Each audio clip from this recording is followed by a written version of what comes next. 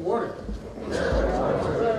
It's great to see all these bright, shiny faces. Some are a little older than others, but it's a great opportunity for us to get together. Really, for the first time, we've done something like this in many years. So, thanks for taking the time to come out. I know you're all busy. Thanks for going through the gate this morning. Everybody get hung up a little bit, a little slower than normal, right? So I think we'll probably have a few folks sliding in. So they may be stepping over you in a few minutes. You may want to scoot into the middle if you want. But I don't know. Check one. So there's voices from afar, right? So I thought this morning that as we went through the 50th anniversary last year, as I got ready to do some briefing tonight, thought about some things, I realized how important it's been for me to look backward as we look forward. And so I put together most of this briefing. We put it together last year, getting ready for the 50th anniversary with the Red Horse and Prime Beef Association.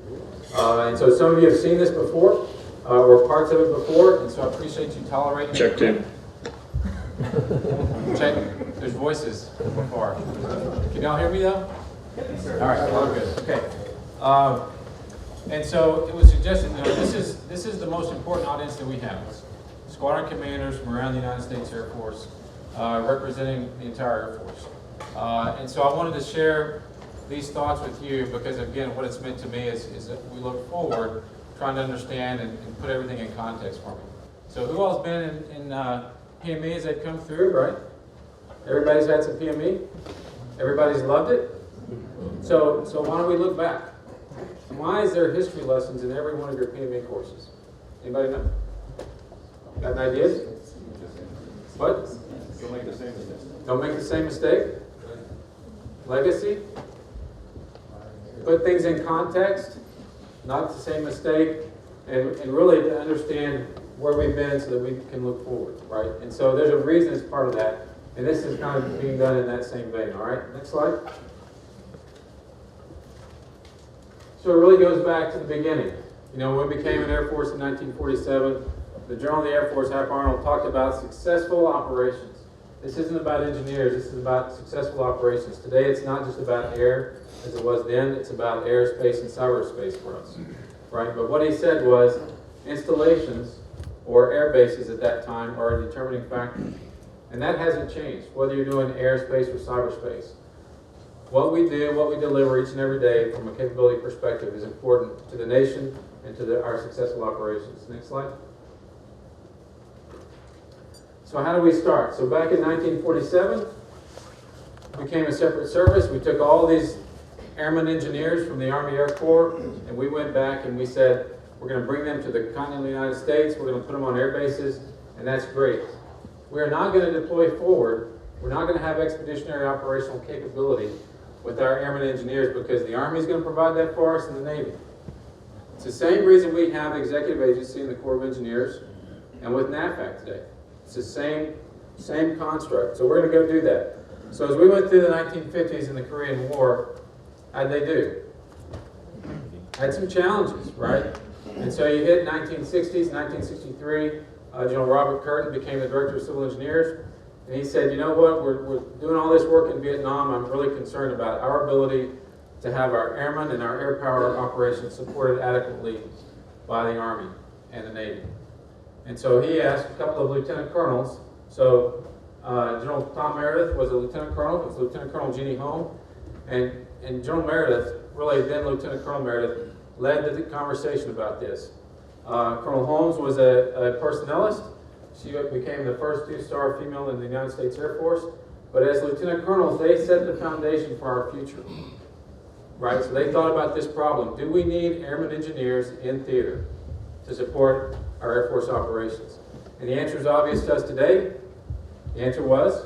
Yes. Absolutely, right? And so the answer was yes. And so that decision was made in October of 1964. They came up with a concept of prime beef, which was to build these teams. And so that was approved. Press on.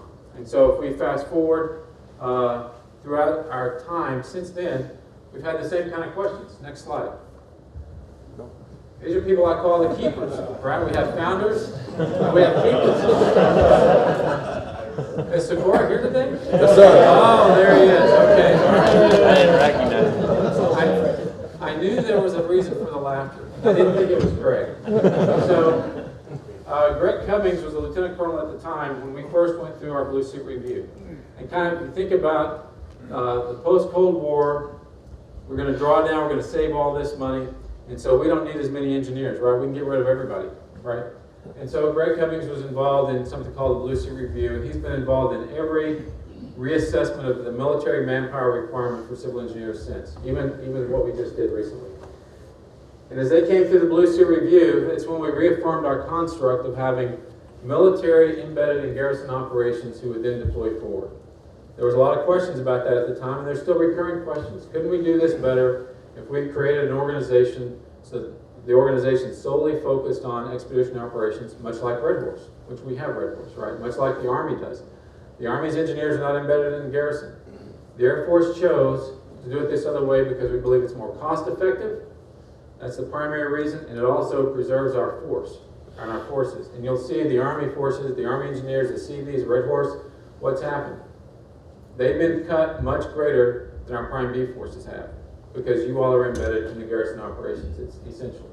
So even last year, Brandon Sikora and company and a team of folks looked at what we call the engineer force laydown. So we kind of took the Blue Suit Review, we looked through all the O plans, looked at the force structure required for all of them, and at the end of the math, we came up, we've got plenty of engineers, right? No, Brandon's shaking his head no. We're 2,000 short. So we are 2,000 engineers short in our force structure today to support the O plans that we have in existence. That's the Secretary of the Air Force shaking Brandon's hand, saying thanks. Why did we go through the engineer force laydown? Because the proposal on the table was to cut 15,000 active duty airmen engineers and move them into the Guard Reserve component. Right? I heard somebody say geez. That's right, that's kind of what we thought. But we had to have the data to go back and talk about our construct. So when we talk about keepers of prime beef, that's going to be you all. You're going to be responsible for helping others understand the legacy, understand how we got here, understand why in this case, if you're going to move 15,000 active duty engineers into the Guard and Reserve component, you've got to pay a bunch of civilians to replace a portion of them, right? It was going to cost an incredible amount of money to do this, and that's what we're able to show and show the requirement. Next. So back to the past. Why did we go to Vietnam the way we did? So we had Red Horse or Prime Beef approved in 1964. May the 15th, 1965, at Benoit Air Base, B-57 was loaded with some bombs on the wings. One of the bombs went off, sympathetic detonation around the airfield, killed 26 Americans that day. We lost 40 aircraft and injured over 60 others. And so the call went out, we need engineers to build revetments to separate our aircraft. Did the Corps have enough in theater? No. Did the CVs have enough? No. And so when they couldn't fill the requirement, they went back and they said, hey, y'all had this good idea in the Air Force about this Prime B thing. Can you do it? And the answer was, yes, we can, and we will figure it out. And so they spent a week down at Randolph building a team, and they said, this is going to be really important. This will be the first time the Air Force is employed like this in its history. We've got to be successful. We've got to pick some great NCOs. And so they picked Chief Clayton Wolf, Master Sergeant Glenn Cooper, and Tech Sergeant Nyland Manley to be the NCOICs of 3 different teams. Now, why are those names important? They didn't pick all chiefs, right? They were more concerned about the capability and the person who was going to be a leader than they were about the rank. Same thing for the officers, because these men were going to set the standard that would be applied later on. And so they did that. And those 3 teams, great names: Prime Beef Team 1, 2, and 3, right? Pretty catchy. So they went off to Benoit, Da Nang, and Tan Son Nhut Air Base. And so May, they were going to deploy in August because they needed supplies and equipment to get ready, right? And all that worked great, you think? They showed up in August, everything was there, ready to go, just like it always is for us, right? No, they didn't have what they needed. They showed up, and just like those NCOs were put together for a reason, they said, okay, what can we do? They started by getting their 10,000 cubic yards of fill materials. B1 revetment showed up, and eventually they got to build and do the work that they started on. This picture is just from Prime Beef Team 1. Master Sergeant Bruce Swafford was there, and so I've had the chance to meet him. Pretty exciting, and he's very proud of what he did back in those days. And he was the lead engineering assistant on Prime Beef Team 1. Next. So this was such a good idea that General Curtin, with a lot of encouragement from General Mays, said, you know what, I think we need some heavy construction capability. Being able to support the operations on the ground, I don't think is going to be enough. I think we're going to need to open air bases and do some other things. General Mays passed away last September, and I had the chance to talk with some founders, and they sent me notes and they sent me stories about General Mays, which is a pretty amazing guy.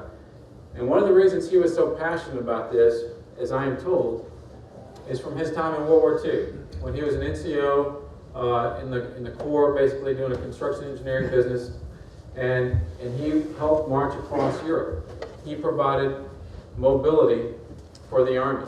And one of those mobility issues, the best story I got was they were doing some bridging to cross a river. Tank column comes over the hill, a column of troops, and they looked around, the bridge wasn't ready, and so they said, hey, Archie, you go tell them that we're not ready, go say hello. So Archie Mays got to go meet General George Patton. He got to tell him we're not ready. So the story goes that General Patton gave him some encouragement to go back down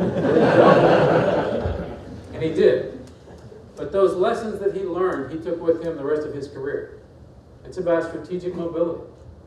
And so he was very passionate that the Air Force was going to need strategic mobility to open and close air bases across the field, right across the globe. And so this was a pretty big deal. So they went back to General Meredith, right, Lieutenant Colonel Meredith. Hey, we've got another great idea. You did such a good job on prime beef teams. We want you to go look at how we would do this. What would it look like? How would the construct be? And so on October the 1st, 1965, the 555th Red Horse Squadron, Triple Nickel, and the 554th, the Penny Short. So hopefully you figured that out. Penny Short, 554, right? You got that?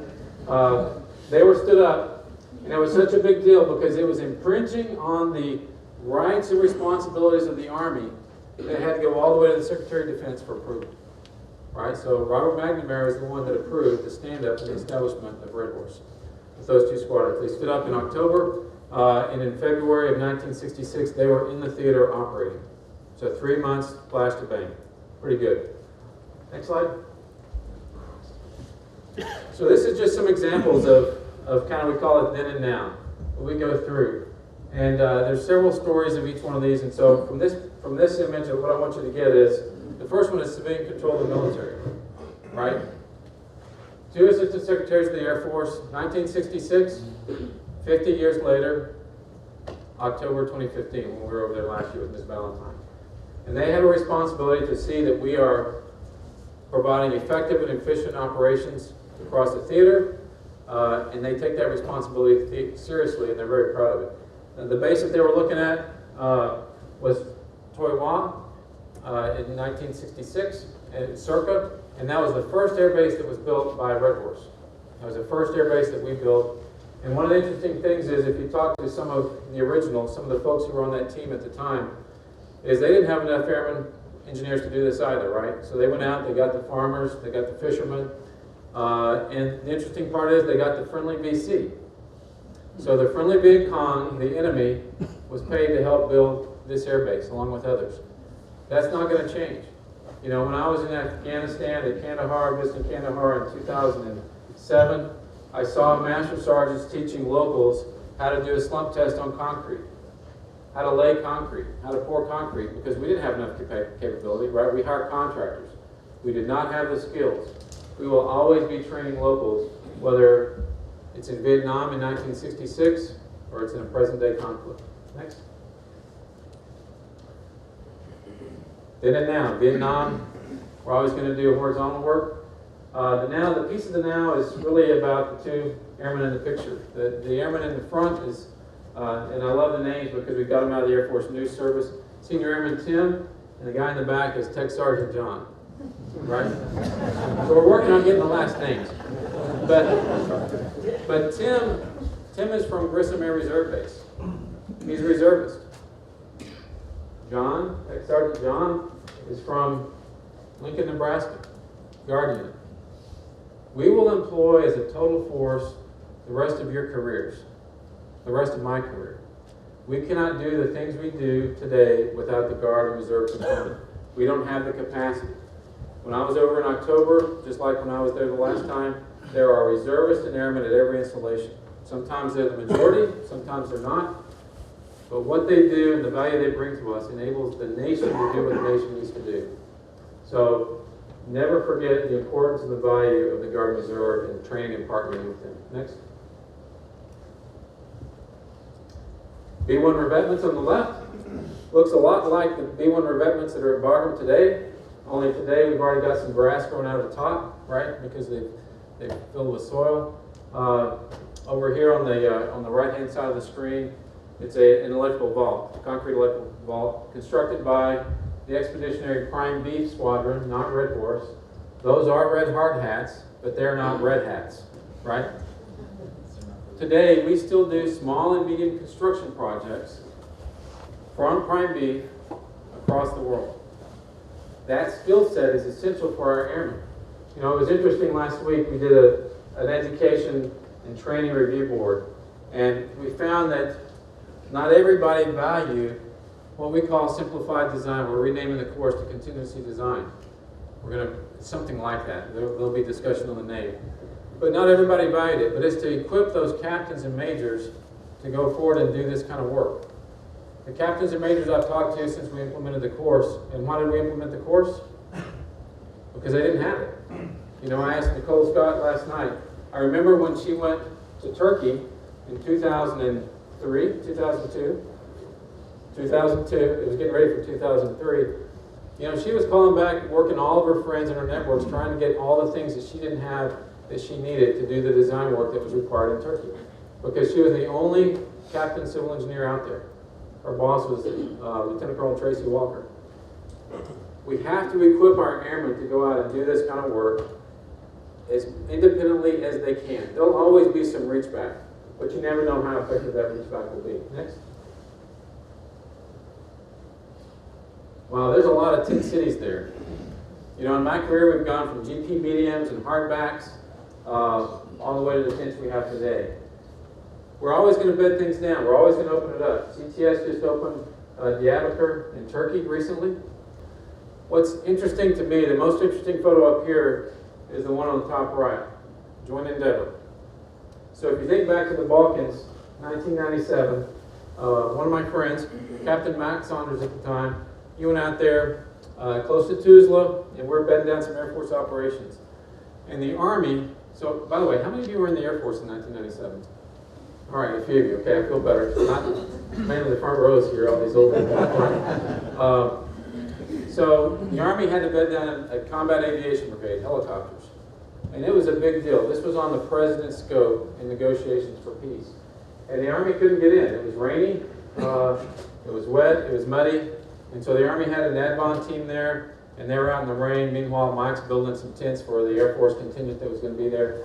And he went over to the Army and he said, hey, I can help y'all. Can we give you a tent? Can we do something? And the Army said, if you'll give me one tent, I can get my folks out of the rain so that when they change their uniforms, they'll be dry for a few minutes. They can put on dry clothes. Give me one tent. Mike said, I think we can probably do a little bit better. So Steel Castle was the name of that tent city. That was built by Red Horse. Anybody know why it was the horse that built it? The Army had no capacity to bed itself down. It was all in the reserve component. They could not mobilize enough capability to do a bed down like that. It was in all the papers, it was big news. We were all sticking our chests out. We got the horse, right? We're all very proud and rightfully so. But you think back to where we started, when we had to get permission to establish Red Horse because it was the Army's responsibility to do those activities. Until this point in 1997, when they put so much of their capability in the reserve component that they could not activate it fast enough. To today, when there's even more force structure in the reserve component for the Army today than there was then. Right? They are very concerned about the ability to close when they have to do operations like this. So we're going to continue to do that, in my opinion. We'll continue to be asked. How many of you bed down helicopter Army cab operations in Iraq or Afghanistan? Almost everybody. It's a large number. We're going to keep doing it. Next. Another picture of Allied Force, New Horizons last year. That's a well going in. The 823rd Road Horse is putting that in there. What's important about that is water. There's a water pumps over here, water well. Water is going to be a big deal for us no matter where we're going to go. We're going to have to account for it. We're going to have to purify it. We're going to drill for it. But well drilling machines and water operations will be important. The other thing is we're going to do humanitarian operations, just like New Horizons. Engineers and medical are the two primary legs of that capability, but we respond to humanitarian crises all over the world. Right? So it's not always about a military force. Other times it will be about things like Allied Force. Next. Then and now, this is horizontal work, right? This is AM2 mat. So I saw George Nichols in here. Are you still laying AM2 mat today, this year? Yes. We're laying AM2 mat all over the theater. I couldn't believe it when I was over there in October. I could not believe how much mat was being laid at every base I visited, almost every base. It was for parking aprons, it was for other things. Right? If I were really good, we'd find a shot of AM2 mat in Vietnam. We advanced to folded fiberglass mat. That's good. We're doing some other work with ADR. Since I came in the Air Force when I was a lieutenant and went through the basic course, right, OFE, I was in the first OFE class, by the way. How cool is that? We've been talking about the magic elixir, that you could just go in, you could throw things in the hole, and you'd sprinkle some magic dust, and it would solidify, right, and we're going to have all those engineering properties. We're getting closer with ADR, but we're not there. We often wish for things that aren't going to come true, but you have to be grounded in reality to make sure that people understand the expectations. Their expectations of us in a conflict today often outstrip reality. And so when you go through exercises, whether you're going to do big exercises like Mika Tolliver does, you have to make sure that they're making realistic assumptions, because they will often, what I call, magic dust away the logistics tail and the recovery operations. Because they've got to turn their jets, they've got to get the aircraft airborne, and so, poof, it's going to get put together. It's not true. All right? It's a lot of work. Next. There's going to be partnerships everywhere we go. Top left, that's Jean-Paul Hester. He was over in China, visiting a Chinese air base, working with allies. I wouldn't necessarily describe them as our partners, per se, in operations quite yet. On the top right, the gentleman at the top left of the photo is Captain Eric Ravglass. He was a PRT commander for 9 months in Afghanistan, Nangarhar province. He was out visiting a construction site in this case, but partnered with locals, because when the PRTs were doing construction, who was doing the construction? Right? Locals. You got to do that. You got to get out. The bottom left is David West, Staff Sergeant David West. He's at Manus. He's doing some exercise with the Kyrgyz, teaching them how to do emergency management, doing some detection capabilities. And the bottom right is Senior Airman Scott Addis at Kadena, and he's working with some Japanese. They're getting ready to put out some trash for some habu snakes, so this was a Japanese contingent from their environmental research labs, and so they're going to do some work together.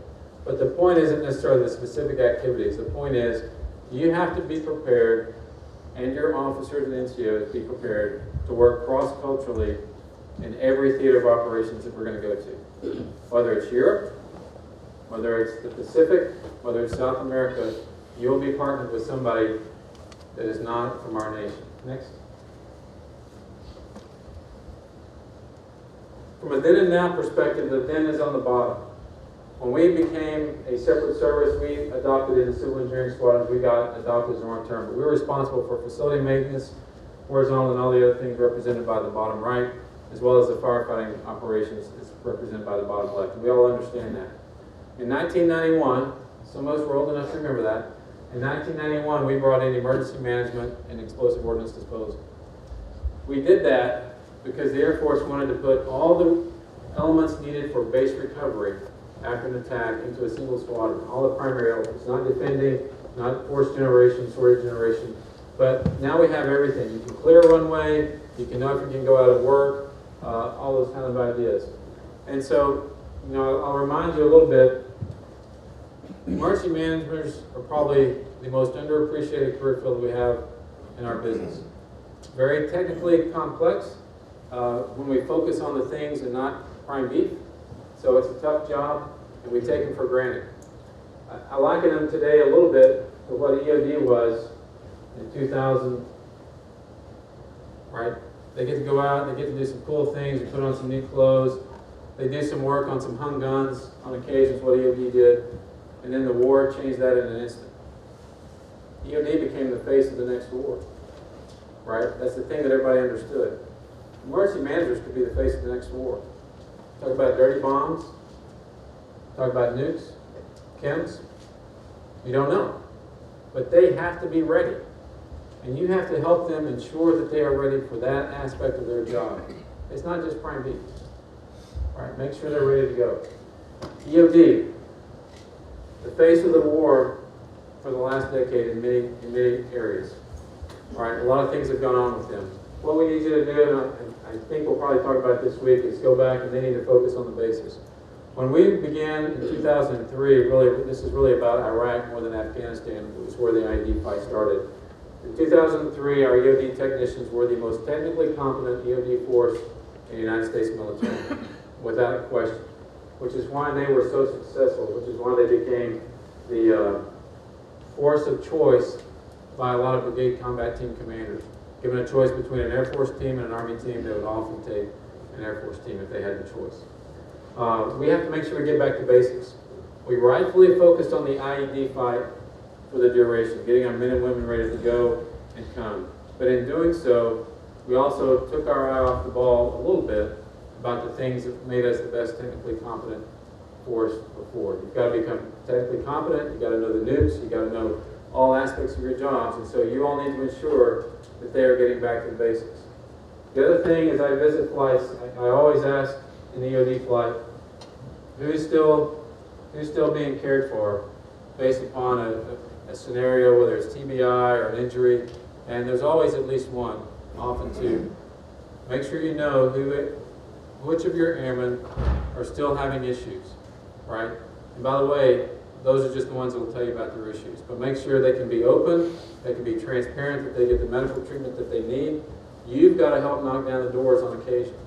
You've got to make sure that at your squadron, they've got one medical provider that's supposed to see everybody. And if you're not getting that support, you need to raise your hand and go to the DET. They can come to me because that's what we're supposed to be providing. And for the most part, that's what we're finding. But in some cases, we still have EOD airmen not being treated like we do with flight medicine. So make sure you pay attention to them as part of that. And then let them go. They're awesome, right? But now you all know it, you've got two disparate groups. You've got young airmen who want to go to the war, and you've got old airmen who have been there and they understand the price. So that's a challenge for you to lead. Next. All right, future holds, budget cuts, pressure, fiscal pressure. That's going to be with us. Next slide. People reductions. Actually, the Air Force, the Secretary and the Chief are trying to arrest that and make it grow a little bit in the future as we try to slow that down, because everybody recognizes today we've cut too much out of the Air Force, right? There's capabilities that are missing. We're 4,000 maintainers short. It's given us a real problem bedding down the F-35. So these challenges are going to be with us. And the personnel and the resource challenges drive organizational change, right? We're in the middle of it within civil engineering. And so those are going to be two significant drivers.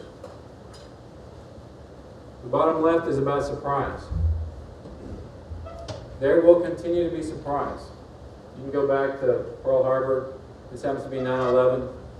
The flash to bang on 9/11. We had engineers out the door in less than 2 weeks.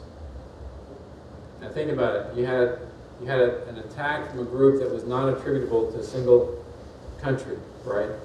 We were still out the door, bedding down forces in the air in less than 2 weeks. If you go back to Desert Shield, Desert Storm, F-15s were flying out of Langley. They left before they even knew where they were going to land in Saudi Arabia. Very, very quick flash to bang.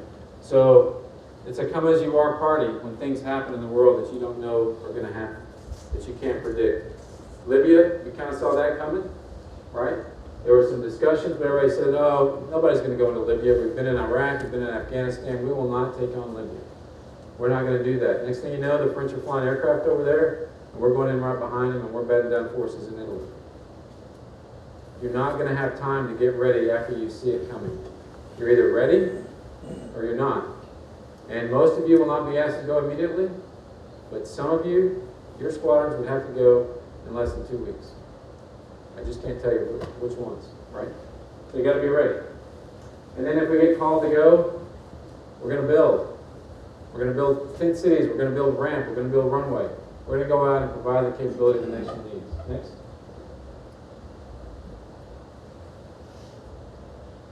Let's build fast.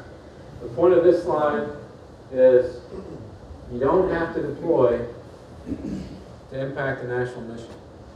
B-2 is out of Whiteman. They fly globally, put bombs on target from Whiteman each and every day. If you're at Whiteman, you've got a global mission. Military and civilian, it doesn't matter, it's a team. It's not all about the uniforms. That's a Minuteman III test at Vandenberg. If you're at Minot, Malmstrom, F.A. Warren, you got to take care of those missile fields every day. They're on alert each and every day from the homeland.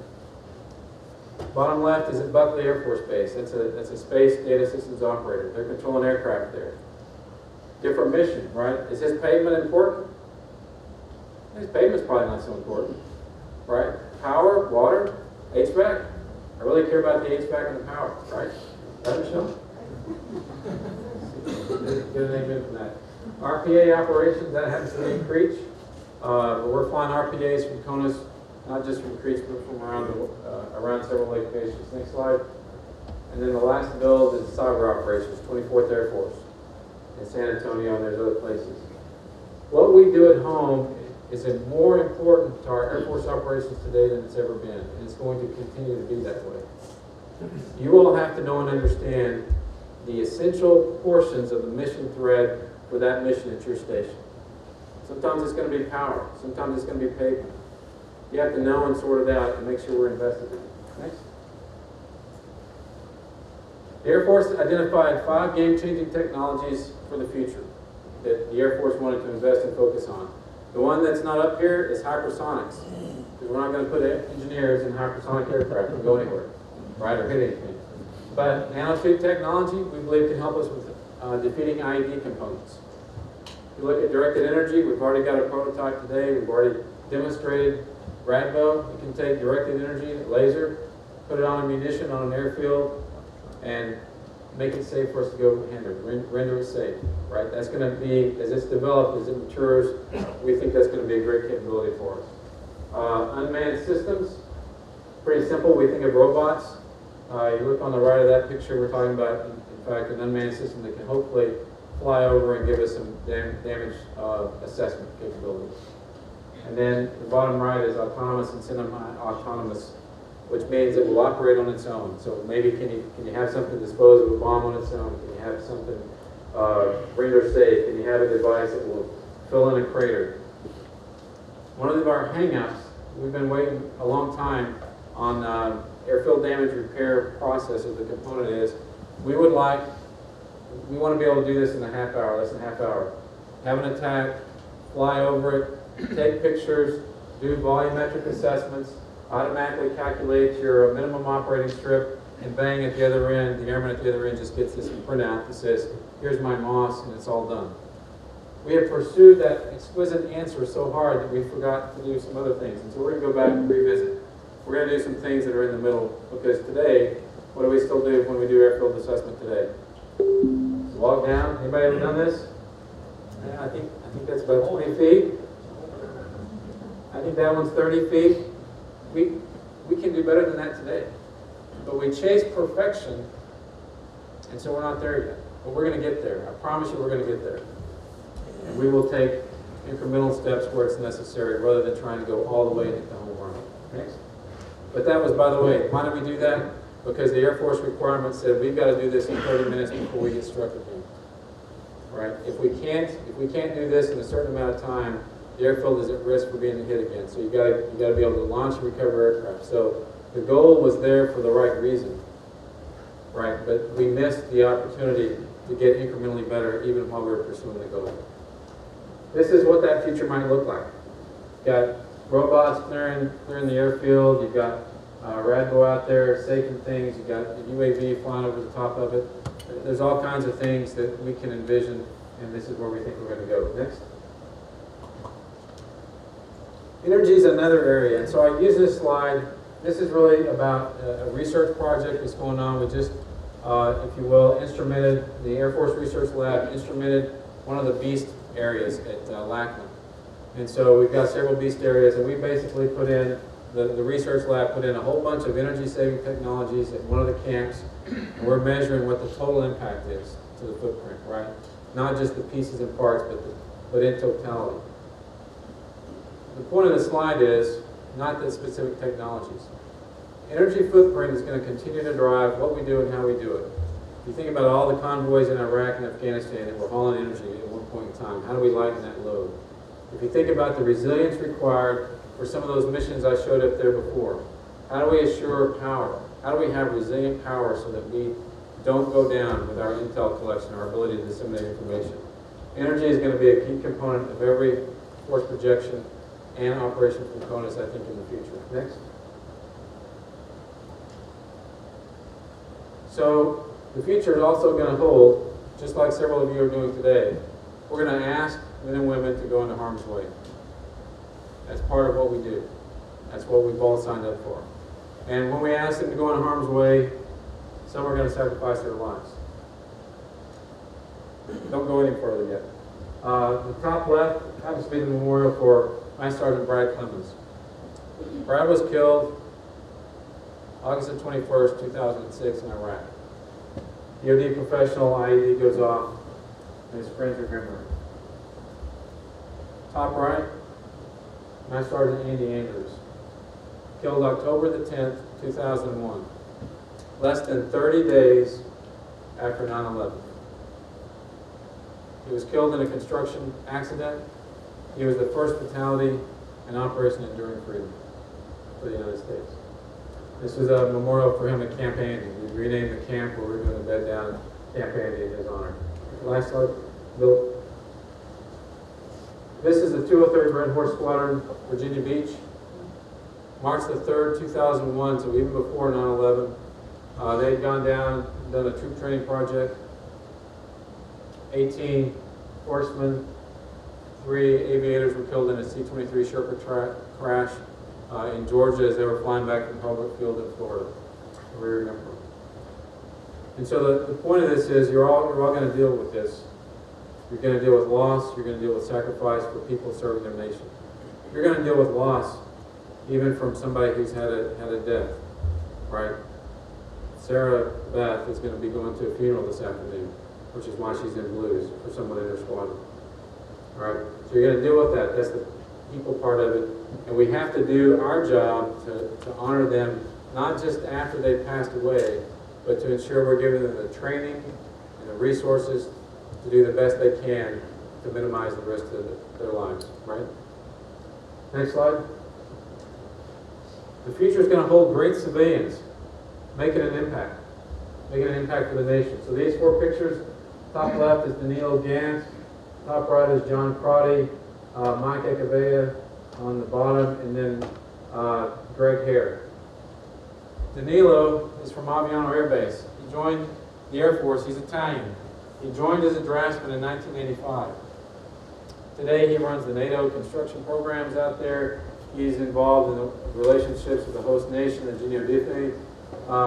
He's getting an exceptional service award there. But he is a rock star, and I'll tell you, he takes everybody under his wing. I see 2 Aviano alum smiling. He did the same with me. I showed up as a squadron commander. He helped ensure that I was successful.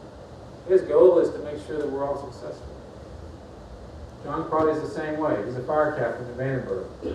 He makes sure those airmen who come in, he teaches them. He's a master craftsman. He teaches our young pups. This is why we're so good. Our civilians are what make us good. Mike Echeverria, the foreman the electrical shop foreman. He's teaching one of our young airmen how to do their jobs. Greg Hare is a little bit different. He's a planner, so he sits behind the desk most of the time. He is described as an inspiration. Great customer service, does his job all the time. What you can't see is Greg's a paraplegic. You can't see the work that he does in his community to support them.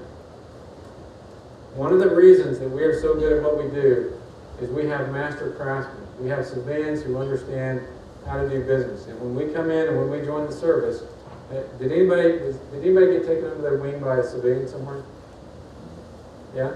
Some of you, all of you. People want to teach us. People want to make us successful. The squadrons who win awards time after time.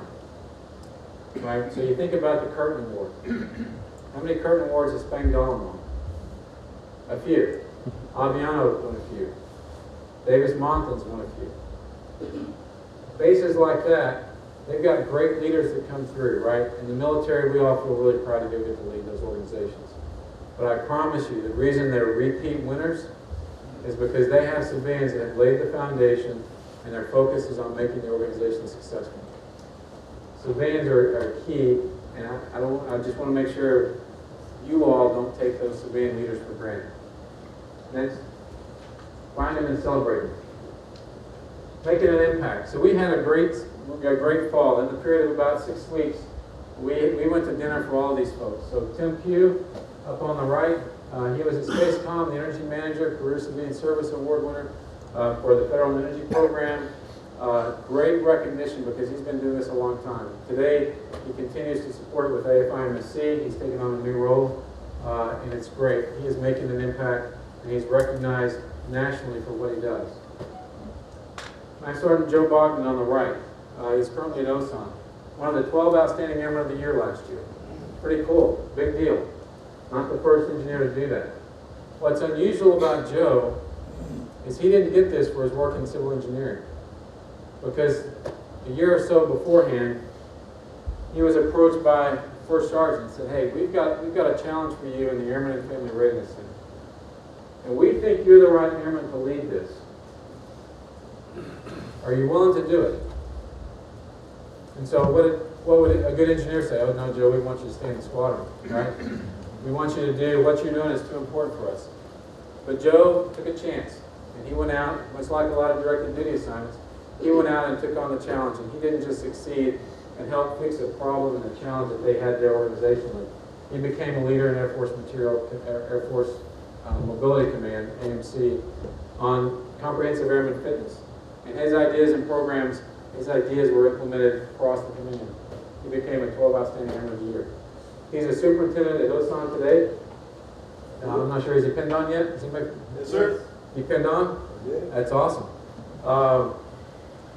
He's a better airman today because he went and practiced his leadership skills outside of the civil engineering squadron and learned how to do business and work with others. Our airmen who are asked to do directed duty assignments today are often conflicted, right? And people give them different advice. So as we had our session last week, we heard people saying, oh, their squadron commanders are telling them, we're going to put your name in, but you won't be picked. Oh, we have others who say, you're not giving me your best airman. When we send out an airman on a directed duty assignment, 3 years later, we get back a better airman. I promise you. Unless they're a bad airman when they go in and go out, they're going to come back better. And guess what? They come back. It's not a loss for the civil engineers. It's a short-term absence for a long-term gain. So I want you all to value that. I want you all to think about who you're sending out on directed duty assignments. Because it may be a loss in the near term because this airman is doing great things for you, but they're going to do great things for somebody else when they come back. And in the middle of that, they're going to go be a tech training school instructor. They're going to go be a BMT instructor. They're going to be first sergeant. Things that make a difference in the lives of our airmen. Not just civil engineers, but all of our airmen. So I want to encourage you to do that. And like I say, they get recognized. Right? I'll tell you, Joe would not have been the 12 Outstanding Airman of the Year had he not taken a chance and gone and done something else. Right? And the last one in the middle is Airman T.J. Brantner. T.J. was the USO's Airman of the Year. Vice Chief of Staff gave him his award. TJ was one of the last EOD operators in Afghanistan with a team in Kandahar. And so he and his team went out with a patrol of soldiers. They were out and they were in pursuit of a weapons cache. And they found it in a cave, which is kind of where they were going. So that's good, right? But whose weapons cache is it? The bad guys, Taliban. They were interested in that same weapons cache. Right? So there was a fight. There was a firefight there. And in the course of the firefight, the Army lieutenant on the patrol, the first lieutenant, got shot. He was injured. He was down. TJ crawled on top of him to shield him from fire while they were in the firefight, and he was firing back. IED gets thrown in the cave, blast goes off, knocks him out, knocks him off. The lieutenant, he's out in the back. He comes to, he looks around, he crawls back on top of that Army lieutenant to protect him. Fires back, fights. TJ's amazing, right? So the blast has had a long-term effect on TJ. I don't know if they call it TBI, I'm not sure what you call it. But he has a headache 24 hours a day, 7 days a week. And he had a choice at one point, because the meds that they thought would help him were going to put him in a position where he was going to have to walk away, he felt like, from EMD. So the choice that he has made is to serve his country in the manner that he deems appropriate. And he's living with that headache 24 hours a day, 7 days a week. Because he wants to serve alongside you and his brothers and sisters in the EOD. Had a child born recently. I got to meet he and his wife Stacy at the awards ceremony. Humble, exciting, and it's just a great honor to be associated with men and women like him. That's who we get to lead each and every day. That's who all you get to lead each and every day. TJ is the same guy today that he would have been had he not been put in that position. You've got him in your squadron today. Just because they haven't been asked to do and make a sacrifice, at times we don't recognize them for what they're willing to do. Make sure you recognize them. Make sure you know. They've all got stories. They've all got stories to tell. Next slide. So we're going to make an impact. Bill, this is my family. You know, everybody's got a core group of people around them and who help them do what they do. And they understand us better than others. My family has let me do what I love for my whole career. For that, I'm grateful. It's not always easy. Everybody internalizes things differently. Everybody handles things differently. But I can tell you, you know, my family put up with me after I came back from a year overseas during the surge because I was pretty short-tempered. Right, I had a short fuse. I've worked really hard at not doing that. I think I'm better. I'm recovering. But they lived with it, right? It wasn't the people at work, because I was probably better at work than I was at home. And I'm embarrassed to admit that, but that's true. Our families enable us to do what we do. And every family has a story. And I have not told that story for a long time. I tell you that because you all have a story too. Right? Every family goes through a valley. Often those valleys are unspoken. We've got to help our airmen get through the valley. And you've got to be willing to get help if you're going through a valley yourself. Next. Master Sergeant Burke and his family. Pretty awesome. Kimberly. So this is really about Kimberly more than Sergeant Burke. They're both great folks. They've got 4 kids. Kimberly has set up, so she was the Key Spouse of the Year at Edmond Air Force Base last year. She set up a session for the spouses of wounded warriors off base where they could go and they could get together and they could talk about the things that they were going through as a family.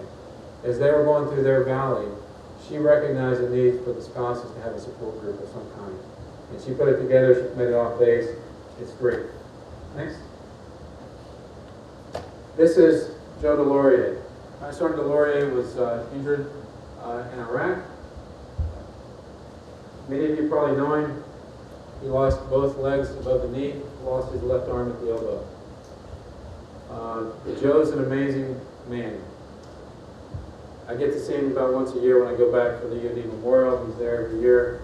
He lives close by. I've seen him make presentations at wing events. And so he served. He was medically retired. This is him about a year after his injury. He completed the Marine Corps Marathon, his wife Lisa. They want to contribute today. Same thing. He's out of the Air Force. He's invested in NCO Academy or leadership school. He goes out and he serves today because he wants to contribute. He wants to be a part of this family, the Air Force family and the engineer family. And I'll tell you, it's just awesome when if you ever get the chance to see him. I would encourage you to do that. He's around Eglin, Pearlbert, and he's down there ready to serve. Next. Our family is just not our core, right? The people around us. This is an example of our extended family. This is John Burkett, and he's one of the originals. We call him the originals. So this is last October, the Prime Beef Red Horse Association had a 50th anniversary celebration, and they had a lot of the originals. And the originals, what does it mean? It means they were in that first group. So the originals from Prime Beef Team 1, there were 25 of them at one point. I'm not sure how many are left. And so the originals were there, and that's Andy DeRosa on the right. Andy, raise your hand. Where are you? You're back there.